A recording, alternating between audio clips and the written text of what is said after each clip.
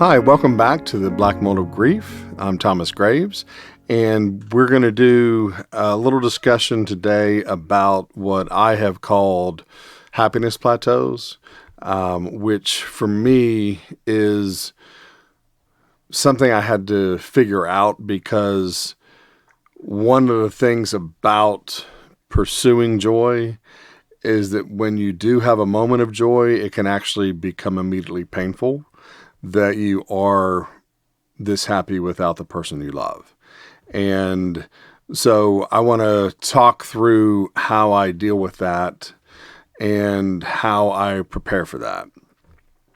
In the acceptance episode, I talk in detail about how I needed to accept that it's okay to let go of my pain, because for the longest time I had a mindset which was unhealthy, but I felt like I needed to hold on to my pain in order to prove to my loved ones how much I love them.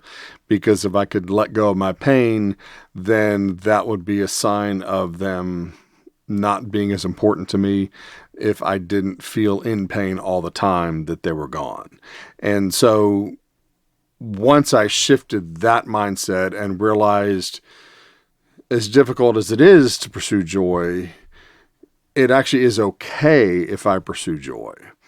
And on top of that, it's actually a good thing to pursue joy because my personal goal is to bring joy to my first conversation. So if I hold on to all this pain, then I'm going to rob myself and my loved ones of a great first conversation in heaven.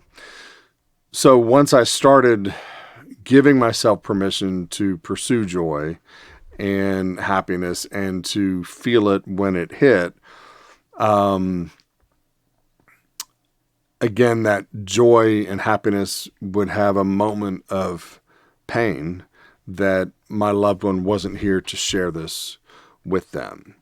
And the second part of that for me is because I took so long to figure out how to grieve. And then I finally did learn, and I finally cleaned out all the black mold.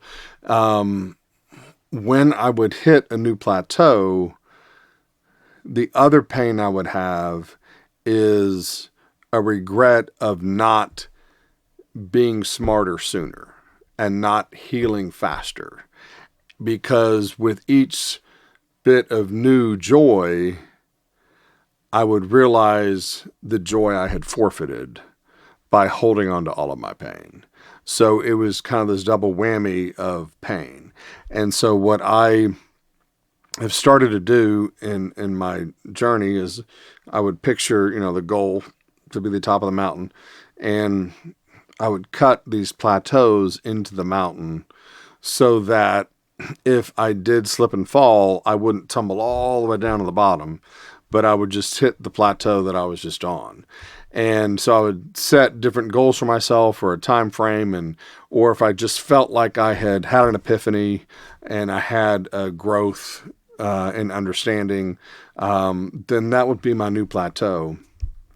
And I would give myself permission to rest, but I learned to just expect that as soon as I hit this new plateau, the pain and the grief of not hitting that sooner would come, or the pain and the grief of not being able to share that happiness with my loved one would come. And I just began grieving that and working that into my healing process. And I didn't really share that with a lot of people because anytime I did, the response would fall into the category of, well, you shouldn't feel that way. You can't regret, the fact that you got here and blah, blah, blah. And again, to me, I appreciate the sentiment, but you're telling me how to feel, and this is what I feel, so I'm going to feel it.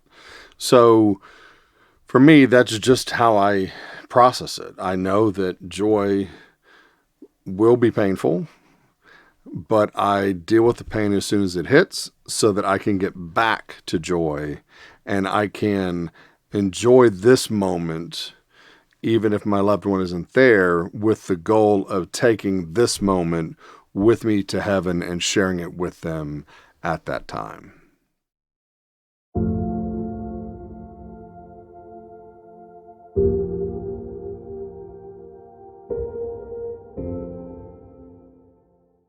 For those that have listened to the album, this is one of the favorites, but it can be a tough one to listen to because it is dark.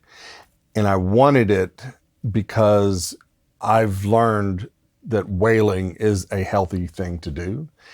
It took me a long time to learn that, and I kept suppressing and pushing down the urge to wail every time it kind of even sorted to bubble up. And then once I learned to embrace it and let the wailing come out, I did feel a release and a letting go of the pain. And so I wanted a version that might help people do that. And when I found Shelly's demo, I was like, that is the voice. And so when I reached out to her, I said, I want you to wail in the background. And I said, there's some parts in here where picture a cello playing along, but I want you to use your voice as a cello and do a vocal cello part. And so she just layered all kinds of vocal parts on here in the background, and it is very haunting. We even have some thunder and rain, and it's just dark, but it works for that purpose. And it's, again, unique and different, and it matches the very acute feeling of grief in the early stages. And then for people like me who suppressed that wailing, my hope is that it kind of reaches down and brings that up so that there is that release, even if it's years later.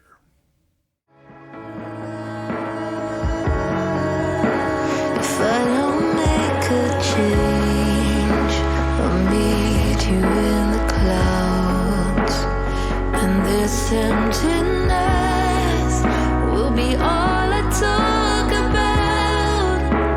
You would understand, but I'd be ashamed if you brought your smile and I brought my pain to our first conversation in heaven.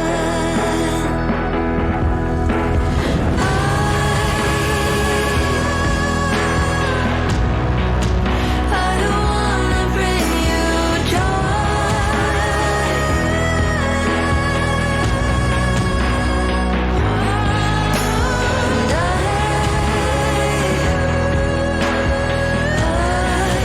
I wanna bring you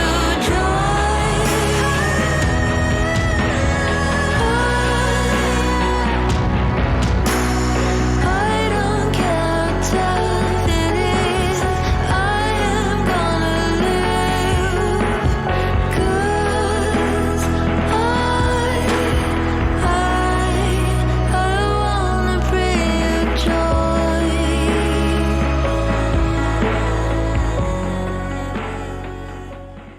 Thanks for tuning in to the Black Mold of Grief. I'm Thomas Graves.